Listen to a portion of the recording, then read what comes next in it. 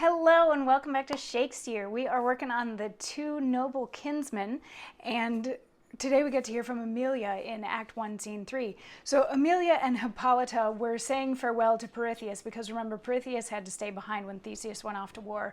But Pirithous and Theseus are really, really close, which was the monologue that we had yesterday talking about how dear they are to one another. So Pirithous' spirit seemed to be a little bit raised by the fact that he now gets to go off to war with Theseus. He was a little bit mopey without having Theseus around, which gets Emilia thinking she used to have a friend that she was also very close to. And Hippolyta's like, "You're talking about Flavia, aren't you?"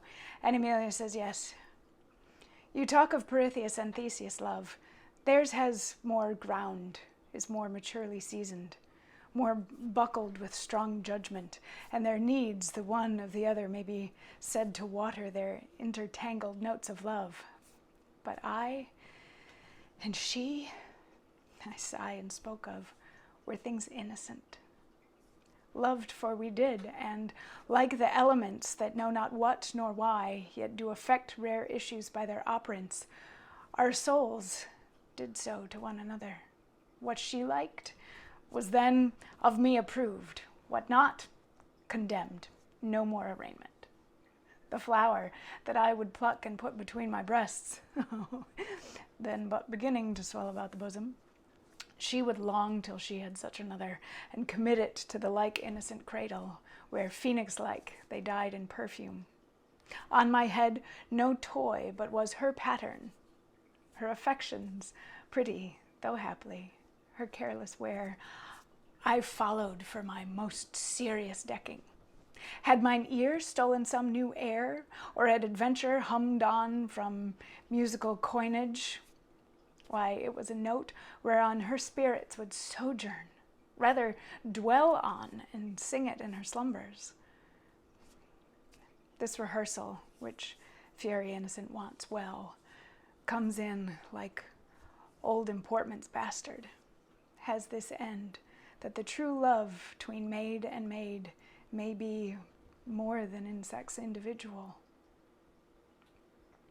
So what she's saying is she understands and appreciates Pirithous and Theseus' relationship, that they have this history together, this bond, this mature thing, but that what she and Flavinia had was just sort of wild and beautiful and free.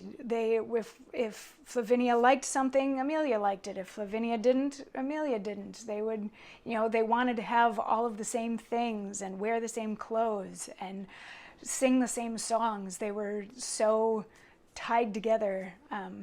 They were just, they were lovely, innocent childhood friends. And Emilia doesn't think that she will ever find another love as strong as the one that she shared with Emilia. And Hippolyta's like, "So you don't think that you'll ever find a man?"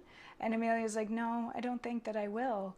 And Hippolyta's like, "Yeah, let's not write that one off quite so soon. But before we get to that, let's go and pray that my soon-to-be husband comes home safely." So they go off to pray. And that's the end of Act 1, Scene 3. So there's a little smidge here that makes me feel like Emilia has notes anyway of a female Benedict and what that might look like from a different angle, from a different perspective. The whole "I will never love somebody," Benedict was just being stubborn, but she does have something to compare her love to, and just doubts that she would find anything with a man that she had with this girlfriend of hers when she was younger. And by girlfriend, I mean female friend. I think that they might have been too young to be sexually involved, but if you wanted to take it in that direction, you could. Who's Shakespeare to stop you? He's been gone for a while.